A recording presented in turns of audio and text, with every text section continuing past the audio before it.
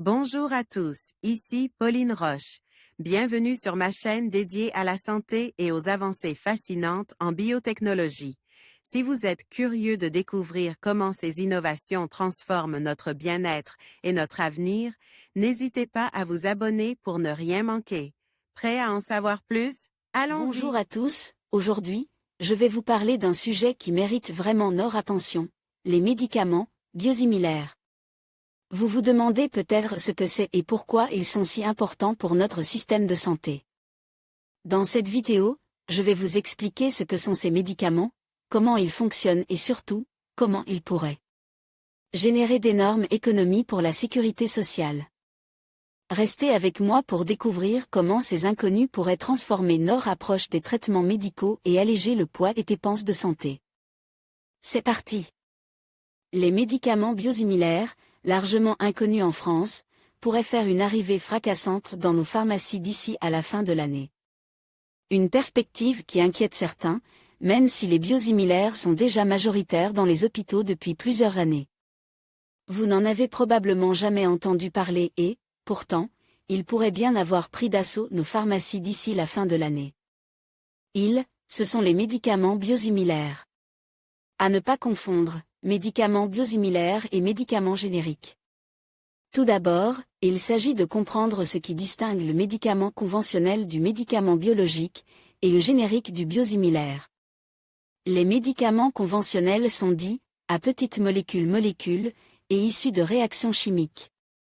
Leurs ingrédients actifs sont tous les mêmes d'un comprimé à l'autre. Lorsque le brevet d'un médicament expire, d'autres compagnies peuvent copier la formule et produire des versions identiques de ce médicament, généralement moins coûteuses, c'est le médicament générique. De leur côté, les médicaments biologiques, ou biomédicaments, sont des protéines fabriquées par des cellules vivantes. Ils sont donc plus coûteux et complexes à fabriquer que les médicaments à petites molécules. Les biosimilaires ne sont pas considérés comme des génériques, puisqu'ils ne sont pas strictement identiques aux médicaments de référence. Lexicon-image, Adobe SOC pour fabriquer un biomédicament, il faut programmer les cellules pour qu'elles produisent une protéine spécifique. Cette protéine est ensuite isolée, purifiée et mise sous forme pharmaceutique. Quand le brevet d'un biomédicament expire, d'autres compagnies ont la possibilité de fabriquer et vendre des copies similaires à ceux. Médicaments dits de référence, ce sont des médicaments biosimilaires. Ils sont semblables, mais pas identiques aux médicaments de référence et ne sont donc pas considérés comme des génériques. Ils fonctionnent avec la même protéine et ont un effet similaire, mais ils présentent quelques différences attribuables au fait que ce sont des cellules vivantes, donc naturellement variables. Des différences peuvent également être dues aux conditions de production qui peuvent varier, ce qui arrive lorsque les fabricants du médicament de référence ne dévoilent pas ces conditions de façon précise. Les biomédicaments et leurs biosimilaires ont un vaste champ des applications, notamment dans le traitement du cancer, de la sclérose en plaques, ou encore de la polyarthrite rhumatoïde. Les biosimilaires ont d'ores et déjà leurs entrées dans les hôpitaux et sont notamment utilisés dans le traitement du diabète, du cancer ou encore de la sclérose en plaques. Adobe SOC, un procédé moins coûteux pour l'assurance maladie. L'avantage des biosimilaires réside dans leur coût, 15 à 30% moins cher que celui des médicaments de référence. D'où l'intention du gouvernement, présentée dans la Stratégie nationale de santé 2018 à 2022, d'atteindre un taux de 80% de pénétration des biosimilaires sur leur marche de référence d'ici 2022. Un objectif loin d'être atteint, mais remis sur le tapis avec l'examen du projet de budget de la sécurité sociale en novembre dernier. Au regard du potentiel d'économie importante pour l'assurance maladie que représentent les médicaments biosimilaires du fait de la différence de prix entre le médicament biologique de référence et ses biosimilaires, il convient d'envisager de nouvelles mesures permettant d'accélérer le recours aux médicaments biosimilaires, peut-on ainsi lire dans l'article 25 de l'amendement numéro 596.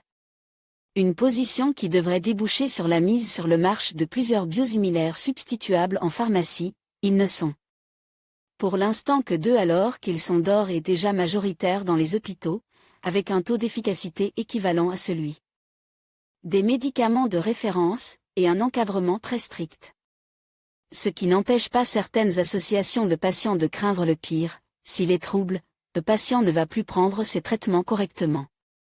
Il ne va plus se soigner, voire éventuellement ne plus prendre ses traitements du tout, sans en informer son médecin, et ça peut avoir des effets sévères sur la santé, s'inquiète Marianne Rivière, présidente nationale de l'Association française du lupus et autres maladies auto-immunes au micro de France Info. Reste que, d'ici la fin de l'année, les nouveaux biosimilaires pourront être proposés par les pharmaciens en remplacement du biomédicament d'origine, 2 ans après leur commercialisation, détaillent les Échos. D'après l'assurance maladie, cette mesure devrait permettre de générer, à terme, jusqu'à 100 millions d'euros d'économies. En conclusion, les médicaments biosimilaires représentent une avancée significative dans le domaine de la santé, offrant des alternatives efficaces aux traitements biologiques originaux. Leur potentiel à générer des économies considérables pour la sécurité sociale ne peut être sous-estimé, avec des estimations évoquant des milliards d'euros d'économies possibles. En favorisant leur utilisation, nous pouvons non seulement améliorer l'accès aux soins pour de nombreux patients, mais aussi garantir la pérennité de notre système de santé. Il est donc essentiel de mieux comprendre ces médicaments et de les intégrer dans notre approche thérapeutique pour un avenir plus durable.